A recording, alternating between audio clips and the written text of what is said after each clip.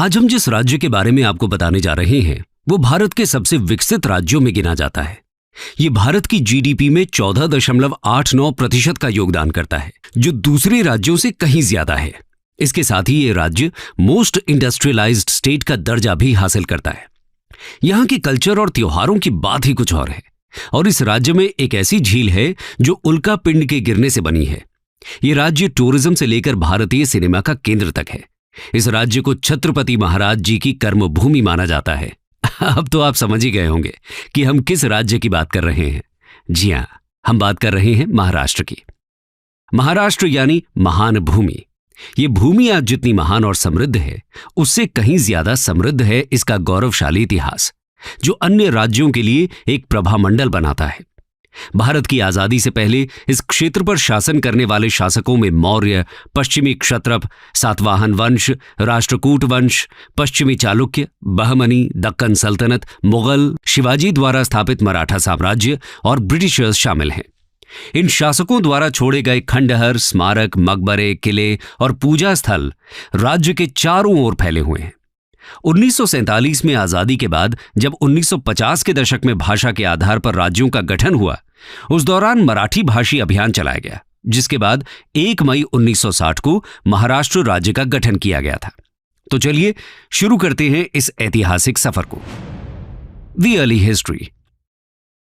महाराष्ट्र के प्रारंभिक इतिहास को देखें तो पूरे राज्य में जोरवे संस्कृति, जो कि 1300 से 700 BCE तक थी, उससे रिलेटेड ताम्रपाषाण स्थलों की खोज की गई है। इस संस्कृति की सबसे बड़ी बस्ती दैमाबाद में खोजी गई है, जो एक हड़प्पा स्थल भी है। यहां पर पहले मिट्टी की किलेबंदी थी, साथ ही आग के गड्ढों वाला एक अंडाकार मंदिर भी था और आयताकार घरों और गलियों वाली कुछ बस्तियां भी दिखती हैं। उत्तर हड़प्पा काल में बहुत से लोग गुजरात से उत्तरी महाराष्ट्र में आकर बसे थे। भाषाविदों और पुरातत्वविदों का मानना है कि मध्य ऋग्वैदिक काल के दौरान महाराष्ट्र द्रविड़ वक्ताओं द्वारा बसाया गया था, जो महाराष्ट्र में द्रविड़ स्थानों के नामों से निर्धारित होता है। पहली बार महाराष्ट्र शब्द का प्रयोग चीनी यात्री हायुन सांग ने किया था। प्राचीन काल के दौरान महाराष्ट्र को दंडकारण्य नाम दिया गया था और यहां सेनानियों और राजाओं का शासन था। मराठी भाषा महाराष्ट्री प्राकृत से ली गई है, वो भी 10वीं शताब्दी की है, जब लोगों ने इसे अपनी क्षेत्रीय भाषा के रूप में अपनाया था। कहा जाता है कि कर्नाटक में स्थित श्रवणबेलगोला में इस भाषा के सबसे पुराने शिलालेख मौजूद हैं। 200 ईसा पूर्व से लेकर 13वीं शताब्दी ईस्वी में महाराष्ट्र मौर्य साम्राज्य से लेकर सातवाहन वंश, कदंब वंश, वाकाटक वंश, चालुक्य वंश और राष्ट्रकूट वंश सहित कई राज्यों का हिस्सा बना है। इनमें से अधिकांश साम्राज्य भारतीय क्षेत्र के बड़े क्षेत्रों में फैले हुए थे। महाराष्ट्र के कुछ सबसे बड़े स्मारक, जैसे कि अजंता की गुफाएं और एलोरा की गुफाएं, इन साम्राज्यों के समय में बनाई गई थीं। 4वीं और 3री शताब्दी ईसा पूर्व में महाराष्ट्र पर मौर्य साम्राज्य का शासन था। लगभग 230 ईसा पूर्व इसे सातवाहन वंश ने अपने कब्जे में ले लिया, जिसने अगले 400 वर्षों तक इस क्षेत्र पर शासन किया। सातवाहन वंश के एक उल्लेखनीय शासक गौतमीपुत्र सतकर्णी थे, जिन्होंने सीथियन आक्रमणकारियों को हराया था। वाकाटक वंश ने लगभग 250 से 470 CE तक शासन किया। 6वीं शताब्दी CE से 8वीं शताब्दी तक चालुक्य वंश ने महाराष्ट्र पर शासन किया। इसमें सबसे महत्वपूर्ण शासक पुलकेशन द्वितीय थे, जिन्होंने उत्तर भारत के शासक सम्राट हर्ष और विक्रमादित्य द्वितीय को हराया था। इसके साथ ही इन्होंने 8वीं शताब्दी में अरब से आए आक्रमणकारियों को भी हराया था। राष्ट्रकूट राजवंश ने 8वीं से 10वीं शताब्दी तक महाराष्ट्र पर शासन किया। अरबी यात्री सुलेमान ने राष्ट्रकूट राजवंश के शासक अमोघ वर्ष को दुनिया के 4 महान राजाओं में से एक कहा है। चालुक्य वंश और राष्ट्रकूट वंश की राजधानियां आधुनिक कर्नाटक में थी और इस दौरान कन्नड़ और संस्कृत भाषा को अदालती भाषाओं के रूप में इस्तेमाल किया जाता था। तो वहीं सातवाहन वंश ने मुख्य रूप से अपने सिक्कों पर और बौद्ध मठों की दीवारों पर शिलालेख के लिए प्राकृत भाषा का इस्तेमाल किया था। 11वीं सदी की शुरुआत से लेकर 12वीं सदी तक महाराष्ट्र के एक बड़े हिस्से सहित दक्कन के पठार पर पश्चिमी चालुक्य साम्राज्य और चोल वंश का प्रभुत्व था। राजा चोल प्रथम, राजेंद्र चोल प्रथम, जयसिंहा द्वितीय, सोमेश्वर प्रथम और विक्रमादित्य चतुर्थ के शासनकाल के दौरान इन साम्राज्यों के बीच दक्कन के पठार पर कई लड़ाइयां लड़ी गईं। साल 800 से 1200 सीई के बीच महाराष्ट्र के कोंकण क्षेत्र सहित पश्चिमी महाराष्ट्र के कुछ हिस्सों जैसे उत्तर कोंकण, दक्षिण कोंकण और कोल्हापुर में शिलाहारों का शासन था। अपने इतिहास के विभिन्न कालों में शिलाहारों ने या तो राष्ट्रकूटों या चालुक्यों के जागीरदारों के रूप में कार्य किया था। 12वीं सदी से लेकर 14वीं सदी तक देवगिरी वंश के यादवों ने अपने साम्राज्य के चरम काल में तुंगभद्रा से लेकर नर्मदा नदियों तक फैले एक राज्य पर शासन किया, जिसमें आज का महाराष्ट्र, उत्तरी कर्नाटक और मध्य प्रदेश के कुछ हिस्से शामिल हैं। इसकी राजधानी देवगिरी यानी आज के महाराष्ट्र के दौलताबाद में थी। यादवों ने शुरू में पश्चिमी चालुक्यों के सामंतों के रूप में शासन किया, लेकिन 12वीं शताब्दी के मध्य में जैसे ही चालुक्य शक्ति कम हुई, यादवों ने स्वतंत्रता की घोषणा की। सिंघाना द्वितीय के तहत उनका शासन अपने चरम पर पहुंच गया। देवगिरी के यादवों ने मराठी को अपनी दरबारी भाषा के रूप में इस्तेमाल किया। यादव वंश की राजधानी देवगिरी मराठी विद्वानों के लिए अपने कौशल का प्रदर्शन करने और संरक्षण पाने वाली भाषा बनकर उभरी। मराठी साहित्य की उत्पत्ति और विकास सीधे तौर पर यादव वंश के उदय से जुड़ा हुआ है। दिगंबर बालकृष्ण मोकाशी ने कहा कि यादव वंश पहला सच्चा मराठा साम्राज्य प्रतीत होता है। 14वीं शताब्दी की शुरुआत में यादव वंश को दिल्ली सल्तनत के शासक अलाउद्दीन खिलजी ने उखाड़ फेंका था, जिसके बाद महाराष्ट्र पर इस्लामिक प्रभाव देखने को मिला। साथ ही मराठा शासकों का उदय हुआ। आइए देखते हैं महाराष्ट्र पर इस्लामिक प्रभाव और मराठा उदय। Medieval history of Maharashtra 12th century to 17th century CE. दोस्तों, अलाउद्दीन खिलजी के बाद मोहम्मद बिन तुगलक ने दक्कन के कुछ हिस्सों पर विजय प्राप्त की और टेम्परेरीली यानी अस्थायी रूप से अपनी राजधानी को दिल्ली से महाराष्ट्र के दौलताबाद में शिफ्ट कर दिया। लेकिन 1347 में तुगलक के पतन के बाद अलग हुई बहमनी सल्तनत ने गुलबर्गा और बाद में बीदर से अगले 150 वर्षों तक इस क्षेत्र के साथ साथ व्यापक डेक्कन क्षेत्र पर शासन किया। महाराष्ट्र में इस्लामी शासन की शुरुआत से ही गैर मुस्लिमों पर जजिया कर लगाने, मंदिरों को नष्ट करने और जबरन धर्मांतरण जैसे अत्याचार शुरू हो गए। हालांकि मुस्लिम शासकों के दरबारों में हिंदुओं को कई महत्वपूर्ण पदों पर रखा गया था, जैसे कि ब्राह्मणों को खातों के प्रभारी के रूप में रखा गया, तो वहीं राजस्व संग्रह मराठों के हाथों में था।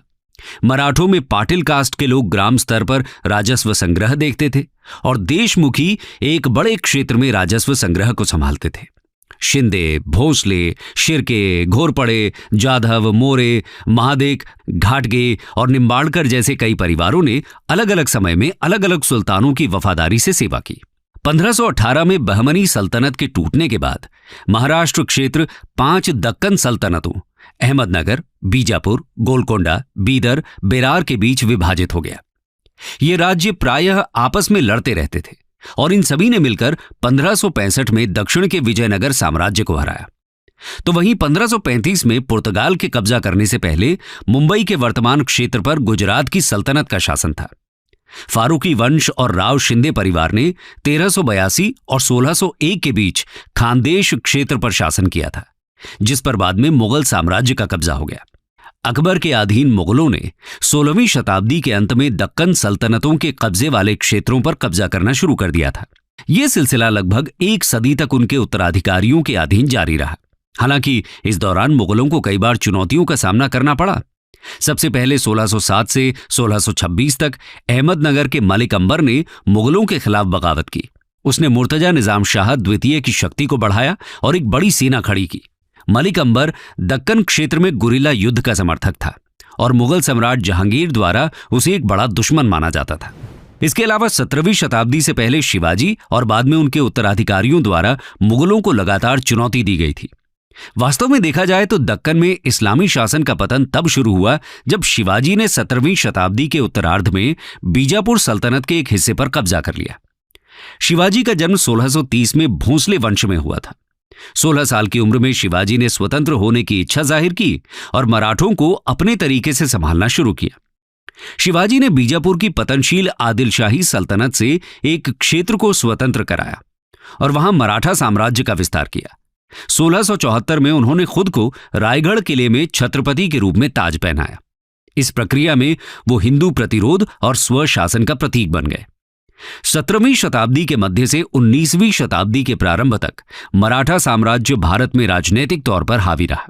हालांकि इसे हासिल करने के लिए उन्हें न केवल मुगलों और आदिल शाही बल्कि कई मराठा वतनदारों से भी लड़ना पड़ा।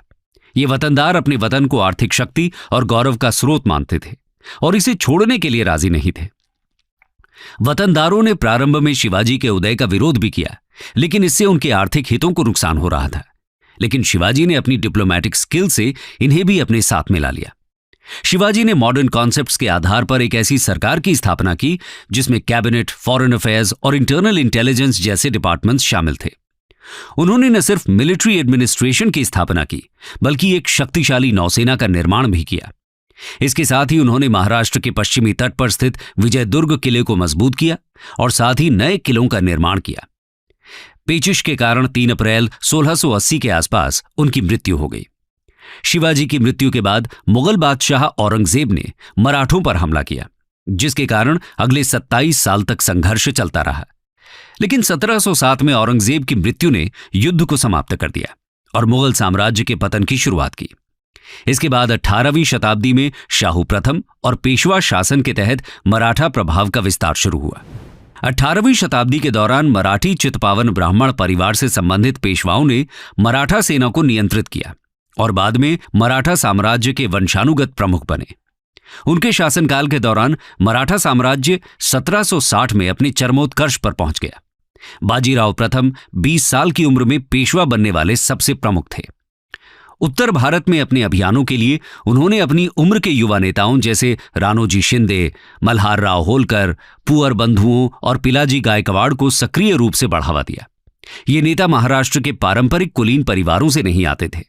इन्हें बाजीराव प्रथम और उनके वंशजों द्वारा चुना गया था, जो आगे मराठा परिसंघ युग के दौरान अपने आप में शासक बन गए। इतिहासकार के दत्ता का तर्क है कि बाजीराव प्रथम को मराठा साम्राज्य का दूसरा संस्थापक माना जा सकता है। एक अन्य सेनापति राघोजी भोंसले ने भी मध्य और पूर्वी भारत में मराठा शासन का विस्तार किया और नागपुर साम्राज्य पर अधिकार कर लिया। 1737 में दिल्ली की लड़ाई में मराठों ने एक मुगल सेना को हराया। मराठों ने अपनी सीमाओं का विस्तार करने के लिए मुगलों, निजाम, बंगाल के नवाब और दुर्रानी साम्राज्य के खिलाफ अपने सैन्य अभियान जारी रखे। 1760 तक मराठों का अधिकार अधिकांश भारतीय उपमहाद्वीप में फैल गया था। मराठों ने मुगल सिंहासन को समाप्त करने और पेशवा विश्वासराव को दिल्ली में मुगल शाही सिंहासन पर बिठाने पर भी चर्चा की। अपने चरम पर साम्राज्य दक्षिण में तमिलनाडु से उत्तर में पेशावर और पूर्व में बंगाल तक फैला हुआ था। 1761 में पानीपत की तीसरी लड़ाई के बाद मराठों का उत्तर पश्चिमी विस्तार रुक गया था। हालांकि पेशवा माधवराव प्रथम के तहत 1 दशक के भीतर उत्तर में मराठा सत्ता फिर से स्थापित हो गई थी।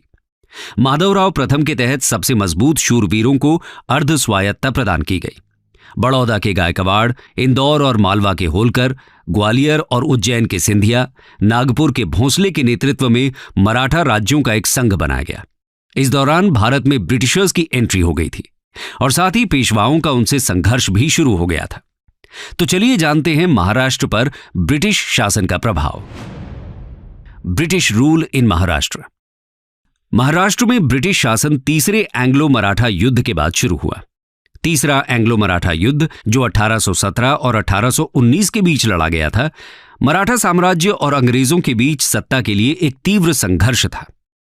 मराठों की संख्या अधिक होने के बावजूद उन्हें अंग्रेजों से हार का सामना करना पड़ा। इतिहास में कई एंग्लो मराठा युद्ध हुए, लेकिन तीसरा एंग्लो मराठा युद्ध बहुत महत्व रखता है। युद्ध का एक प्रमुख कारण पिंडारियों और अंग्रेजों के बीच विवाद था। इस कारण से इस युद्ध को अक्सर पिंडारी युद्ध के रूप में माना जाता है। इस युद्ध का परिणाम पेशवा के शासन का औपचारिक अंत था।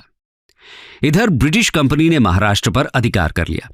मराठा नेतृत्व की कमी, नौकरशाही और राजनीति से संबंधित आंतरिक मुद्दों, बहुमत और विश्वास की कमी और मराठों की एक निम्न सैन्य प्रणाली के कारण अंग्रेज ऐसा करने में सक्षम हुए।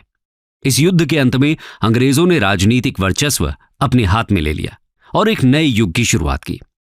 इसके बाद यह क्षेत्र बॉम्बे प्रेसिडेंसी द्वारा नियंत्रित किया जाने लगा, जो उत्तरी डेक्कन का हिस्सा था। दोस्तों, यहां हम बता दें कि बॉम्बे प्रेसिडेंसी, जिसे बॉम्बे और सिंध भी कहा जाता है, ब्रिटिश भारत का एक प्रशासनिक प्रांत था, जिसकी राजधानी बॉम्बे के 7 द्वीपों पर स्थित शहर में थी। इस द्वीप समूह को 1534 में पुर्तगालियों ने गुजरात के बहादुर शाह से हथिया लिया था। जिसे बाद में पुर्तगालियों ने इंग्लैंड के राजा चार्ल्स द्वितीय और पुर्तगाल की राजकन्या कैथरीन डी ब्रिगेंजा के विवाह के दौरान दहेज में दे दिया था। साल 1664 में ब्रिटिशर्स ने पूरी तरह से मुंबई पर कब्जा कर लिया था और अब थर्ड एंग्लो मराठा वॉर के बाद कोल्हापुर, नागपुर, सतारा सहित कई अन्य मराठी क्षेत्र अब ब्रिटिश वर्चस्व के अधीन थे। अंग्रेजों ने 1 सदी से अधिक समय तक शासन किया और महाराष्ट्र क्षेत्र के लोगों के जीवन के हर पहलू में भारी बदलाव लाए। वे क्षेत्र जो आज के महाराष्ट्र के अनुरूप हैं, प्रत्यक्ष या अप्रत्यक्ष ब्रिटिश शासन के अधीन थे। पहले ईस्ट इंडिया कंपनी के अधीन और फिर 1858 से ब्रिटिश ताज के अधीन। इस युग के दौरान महाराष्ट्र क्षेत्र को बंबई प्रेसिडेंसी, बेरार, मध्य प्रांत और विभिन्न रियासतों जैसे कोल्हापुर और मिराज में विभाजित किया गया था। इसके साथ ही महाराष्ट्र की भूमि ने गोपाल कृष्ण गोखले, बाल गंगाधर तिलक, गोपाल हरि देशमुख, विनोबा भावे, विनायक दामोदर सावरकर जैसे अनेक महान लीडर्स और रिफॉर्मर्स को जन्म दिया। इन लोगों ने सामाजिक और धार्मिक सुधार आंदोलनों के साथ साथ 19वीं सदी के अंत और 20वीं सदी की शुरुआत में राष्ट्रवादी आंदोलन में महत्वपूर्ण भूमिका निभाई। 1942 में अंग्रेजों को भारत छोड़ो का अल्टीमेटम मुंबई में दिया गया था और 1947 में भारत को आजादी मिली, जिसके बाद 1 मई 1960 को भाषाई राज्य पुनर्गठन के अनुसार एक मराठी भाषी राज्य के रूप में महाराष्ट्र राज्य अस्तित्व में आया। कंक्लूजन। तो दोस्तों, ये था महाराष्ट्र का गौरवशाली इतिहास। संतों की देन महाराष्ट्र अपने ऐतिहासिक परिप्रेक्ष्य के नजरिए से भारतीय इतिहास में एक महत्वपूर्ण स्थान रखता है। छत्रपति शिवाजी की कर्मभूमि महाराष्ट्र भारत का दूसरा सबसे बड़ी आबादी वाला राज्य बनकर उभरा है। विकास की ट्रेडमिल पर जिस तेजी से यह दौड़ रहा है, वो दिन दूर नहीं जब महाराष्ट्र एक नया इतिहास रचेगा। दोस्तों, अंत में यूपीएससी मेंस के रेलेवेंस को देखते हुए हम आपके लिए क्वेश्चन छोड़े जा रहे हैं, जिसे आप इस वीडियो के कमेंट सेक्शन में आंसर कर सकते हैं।